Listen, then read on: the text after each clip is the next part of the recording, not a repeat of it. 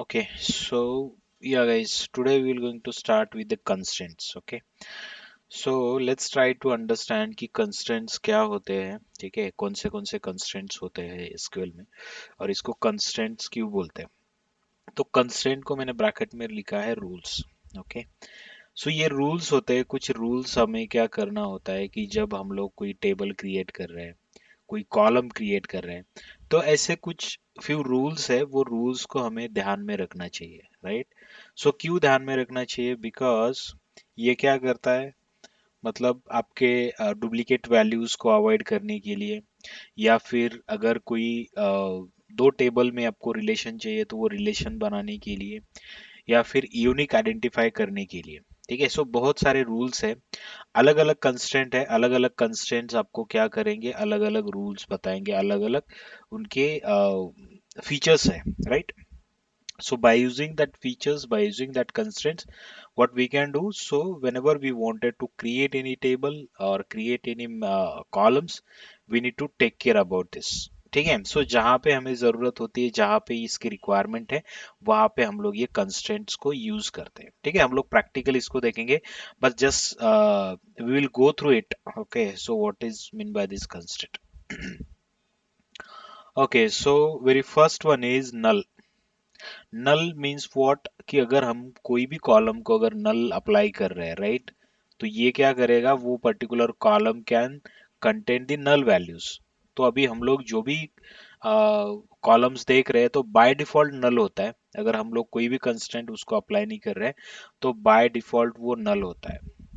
ठीक है, अभी तक हम लोगों ने जितने भी प्रैक्टिस किया है, जितने भी एग्जांपल्स हम लोगों ने देखे, जितने भी कॉलम्स हम लोगों ने क्रिएट किए हैं, राइट, वो सब में नल अलाउ है। मतलब क्या है कि बाय डिफॉल्ट नल होता है, राइट। सेकंड ऑप्शन क्या है आपका, कंस्ट्रेंट नॉट नल। अगर कोई कॉलम को आपको क्या चाहिए कि वो नल वैल्यू नहीं अलाउ करना चाहिए, राइट। सो उस टाइम पे हम लोग क्या करते हैं, तो उसको नॉट नल अगर हम लोग अप्लाई करते हैं, तो अगर कोई भी उसमें अगर वैल्यू नल करना चाहता है, वैल्यू नल इंसर्ट कर रहा है, तो it will not allow you, right. जैसे आपने देखा होगा कि मैंडेटरी फील्ड्स होती है कुछ, राइट, नेम, आपका मोबाइल नंबर, मेल आईडी, ये मैंडेटरी फील्ड होती है जब आप कोई फॉर्म फिल करते हो। तो सेम लाइक दैट, अगर डेटाबेस साइट पे अगर आपको कुछ कंस्ट्रेंट्स लगाने हैं, कुछ रूल्स लगाने हैं, कुछ वैलिडेशंस आपको लगाने हैं, तो वो validations by using not null आप लगा सकते हो। So that particular field, that particular column can not accept the null values. Okay, we'll see this in practical also. Okay, so check constraint। Okay, so check constraint हम लोग किस case में हम लोग अप्लाई कर सकते हैं, कि हमें क्या करना है, कोई अगर पर्टिकुलर फॉर एग्जांपल एक एज वाली फील्ड है मेरी, एज वाला मेरा कॉलम है, राइट। उसमें अगर मुझे क्या अप्लाई करना है, कि उसमें चेक अप्लाई करना है, कैसे कि फॉर एग्जांपल अगर एज 18 टू 55 है, तो ही हम लोग इसमें इंसर्ट कर सकते हैं। समझ रहे हो। सो लाइक दैट हम लोग इसमें चेक कंस्ट्रेंट को अप्लाई करके, उस हिसाब से वैलिडेशंस लगा के, उस हिसाब से रूल्स लगा के हम लोग कॉलम्स को वो रूल्स हम लोग लगा सकते हैं। ओके, सो डिफॉल्ट कंस्ट्रेंट, अगर कुछ भी वैल्यू उसमें नहीं है, या फिर अगर कोई नल वैल्यू है, तो हम लोग डिफॉल्ट को क्या कर सकते हैं, डिफॉल्ट वैल्यू उसको सेट कर सकते हैं। लेट्स से फॉर एग्जांपल अभी आपका स्कूल का डेटा है, राइट, स्कूल का, अगर स्कूल का हम लोग अगर कोई फॉर्म भर रहे हैं, हम स्कूल का, हमें पता है कि स्कूल का सिटी क्या है, पुणे है। तो अगर कोई डालता है तो that is well and good, अगर नहीं डालता है तो by default city will be और पुणे, राइट। सो वैसे डिफॉल्ट वैल्यूज हम लोग यहाँ से अप्लाई कर सकते हैं। ओके, सो उसके बाद है आपका यूनिक, राइट। यूनिक का यूज क्या होता है, कि कोई भी कॉलम को अगर हमें यूनिक अप्लाई करना है, तो वो कॉलम में जो भी वैल्यूज होंगे, वो वैल्यू यूनिक होनी चाहिए, डुप्लीकेट वैल्यू नहीं होनी चाहिए। जैसे नल का हम लोगों ने देखा कि वो अगर ब्लैंक है तो वो consider as a null. But unique क्यों होता है, कि फॉर एग्जांपल हम लोग कोई पासवर्ड हो गया, ईमेल एड्रेस हो गया, या फिर ऐसे बहुत सारी कॉन्फिडेंशियल चीजें होती है, आपका फॉर एग्जांपल आईडी हो गया, राइट, या फिर आपका एम्प्लॉय आईडी है, आपका स्कूल का जो आईडी है, रोल नंबर है, so that should be unique. वो सेम नहीं होना चाहिए, वो डुप्लीकेट नहीं होना चाहिए, राइट। उस हिसाब से हम लोग क्या कर सकते हैं, उस कॉलम को यूनिक लगा के, राइट, वो पूरे कॉलम को हम लोग यूनिकली आइडेंटिफाई कर सकते हैं। उसके बाद है प्राइमरी की, राइट। सो प्राइमरी की एंड फॉरेन की, सो this is very very important for you guys, right. इसमें इंटरव्यू क्वेश्चंस भी बहुत होते हैं, इसमें इसका यूज भी रियल टाइम बहुत ज़्यादा होता है। तो प्राइमरी की एंड फॉरेन की का मतलब होता है कि दो टेबल में अगर हमें रिलेशन बनाना है, तो उस केस में हम लोग क्या करते हैं, प्राइमरी की एंड फॉरेन की का यूज करते हैं। प्राइमरी की इसलिए यूज करते हैं कि ये क्या करता है कि हम लोग एक ही प्राइमरी की अप्लाई कर सकते हैं अक्रॉस द टेबल, और it will not allow any duplicate values.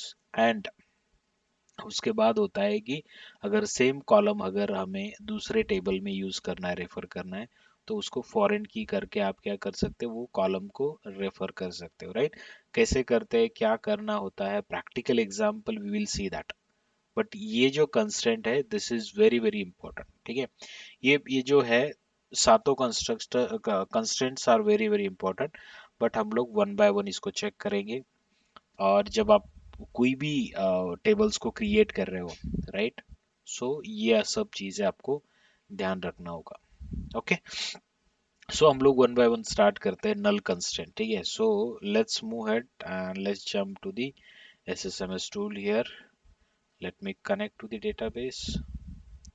Database को कनेक्ट करते हैं, okay. Okay, so see, null constraint, null को हमें कुछ भी करने की जरूरत नहीं। हमारा जो डेटाबेस था that is batch 12 I think, so yeah batch 12। अगर यहाँ पे अगर हम लोग जाते हैं, इसको अगर हम लोग एक्सपांड करते हैं, ठीक है, यहाँ पे जाके देखो, टेबल्स में जाता हूँ मैं, टेबल्स में जाता हूँ।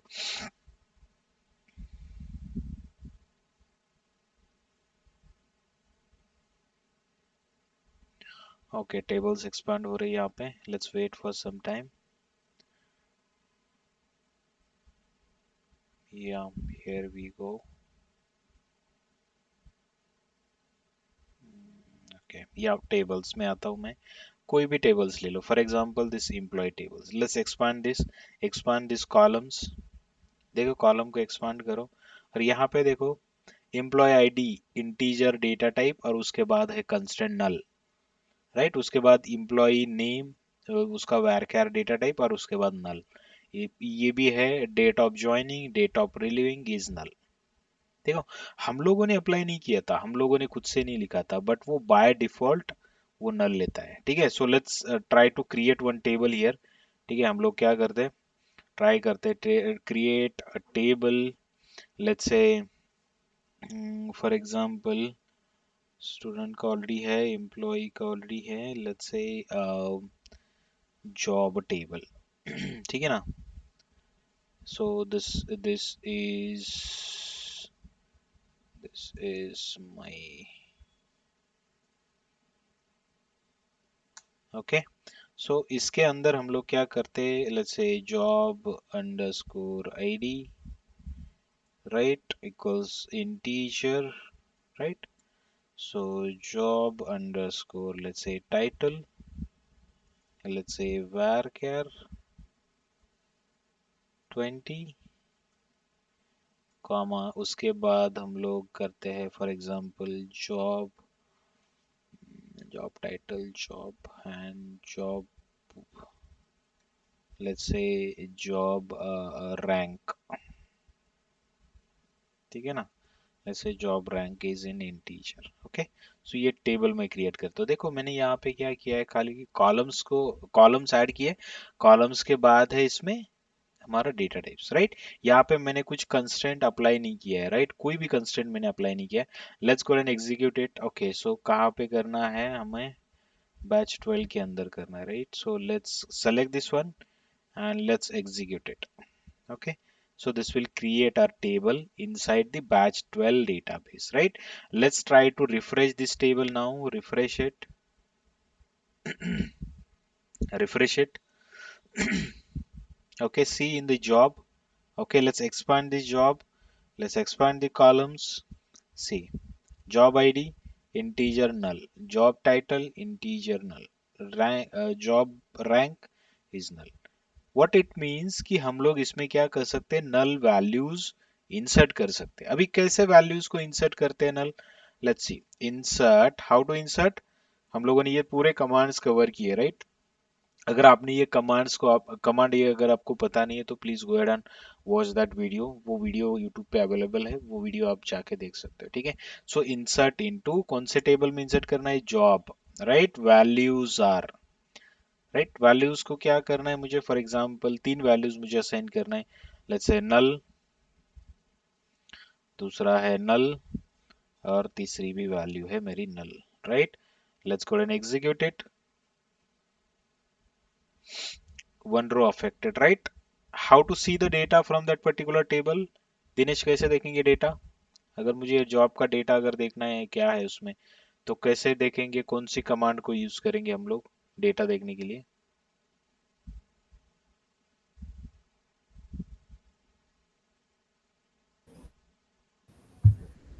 Hello,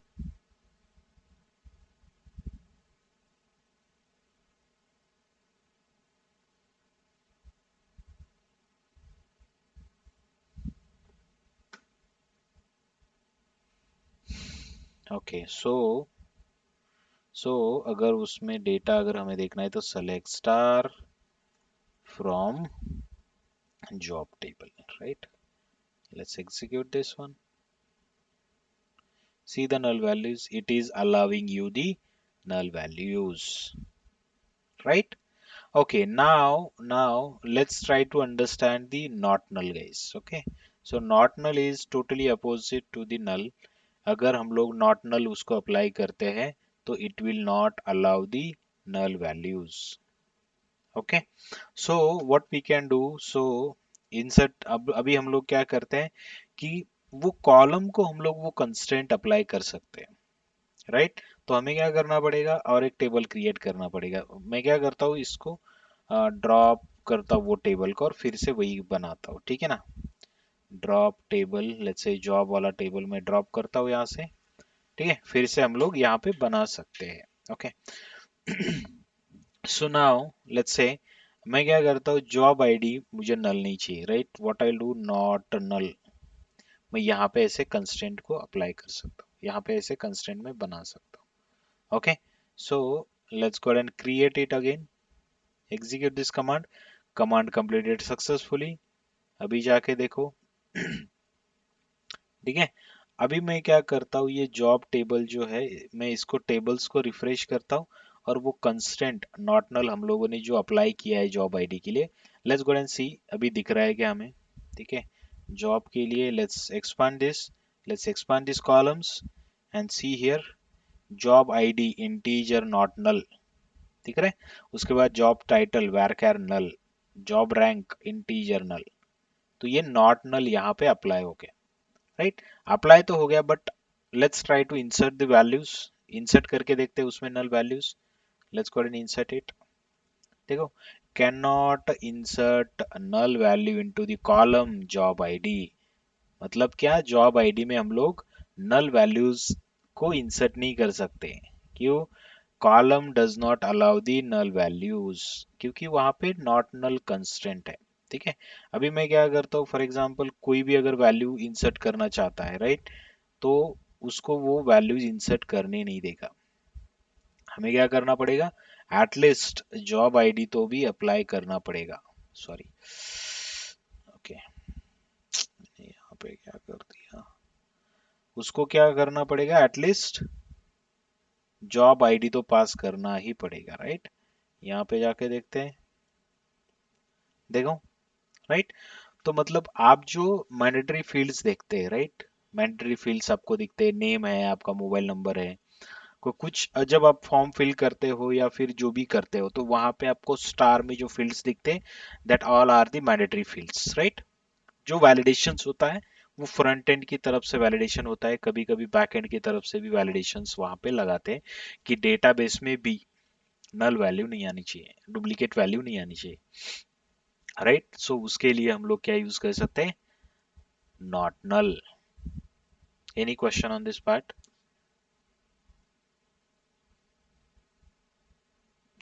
any question.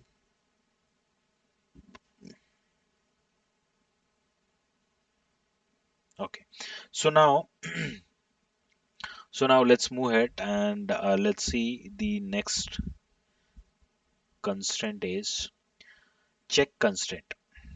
Okay, check constraint. अभी देखो चेक कंस्ट्रेंट कौन से केस में हम लोग यूज कर सकते हैं, let's see. Check, okay, so check का अभी यूज कैसे होता है कि देखो, अगर हम लोग क्या करें, मैंने आपको बोला कि अगर मुझे क्या करना है, फॉर एग्जांपल जैसे एज हो गया, हम लोग क्या करते हैं और एक टेबल क्रिएट करते हैं, that is called create employee, let's say EMP करता हूँ, create table, table EMP, right. उसके अंदर मैं क्या करता हूँ, for example EMP underscore ID, let's say integer, और यहाँ पे अप्लाई करता हूँ नॉट नल। उसके बाद है EMP underscore name, let's say varchar, let's say 20, comma, उसके बाद मैं क्या करता हूँ EMP age for example, okay, EMP age. अभी एज को हम लोग क्या कर सकते हैं, integer values, integer data type हम लोग यहाँ पे दे सकते हैं, बट मुझे क्या करना है, सो माय रिक्वायरमेंट इज कि जब भी मैं कोई एज यहाँ पे इंसर्ट करूंगा तो that age should be greater than 18, क्योंकि एम्प्लॉय का टेबल, एम्प्लॉय का डेटा हम लोग इंसर्ट कर रहे हैं, तो हमारा एम्प्लॉय जो भी है वो 18 के आगे ही होना चाहिए, राइट, उसका डेटा। हम लोग ऐसे किसी को अलाउ नहीं करेंगे कि आप क्या करो कि आपका 10 ईयर्स 9 ईयर्स का एज आप यहाँ पे डालो, आपका जो रियल एज है वो डालो, या फिर हम लोगों को कंडीशन बेस पे अगर कुछ करना है तो वो हम लोग यहाँ पे कर सकते हैं। ओके, सो उसके लिए हम लोग क्या यूज करेंगे, उसके लिए हम लोग यूज करेंगे चेक कंस्ट्रेंट, राइट। कैसे करेंगे check constraint, let's see, check, ठीक है, age is employee underscore age is greater than 18.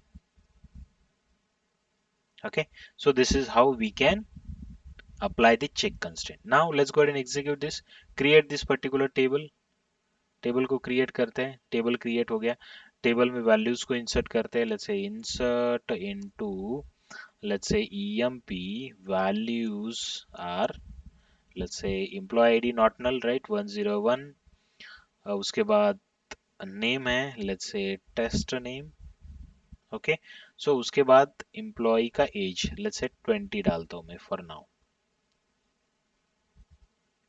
insert this value, let's go ahead and see the values, select star from emp,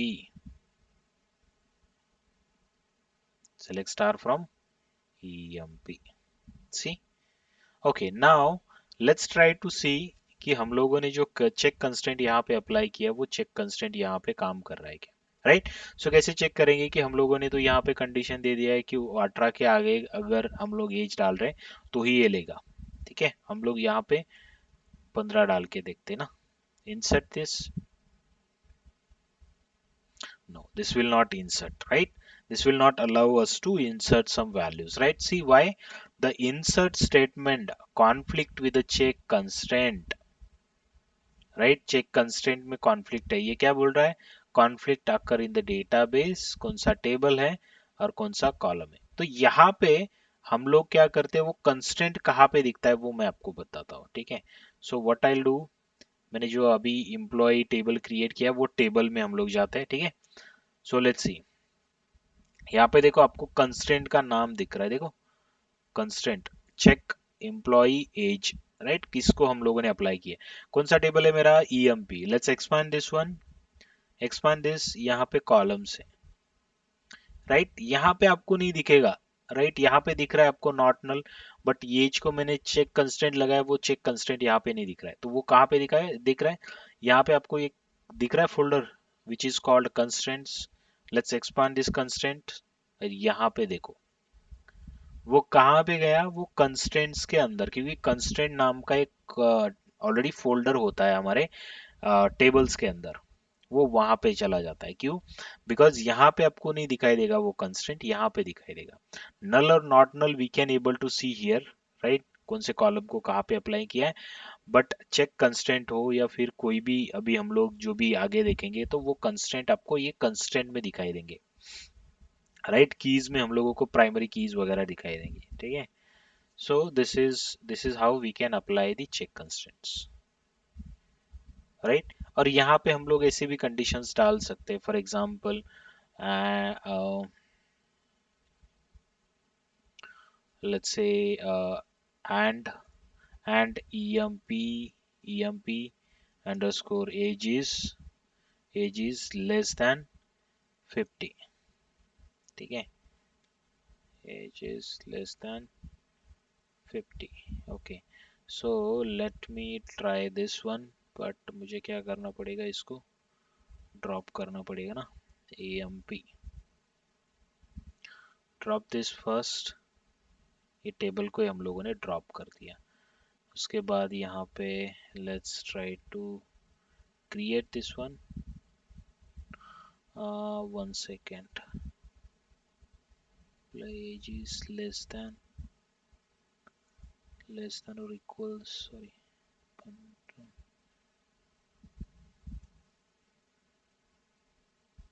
क्यों ये incorrect बोल रहा है, why it is, और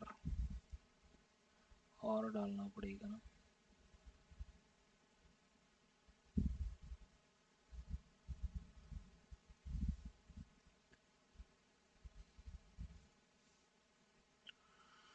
one second,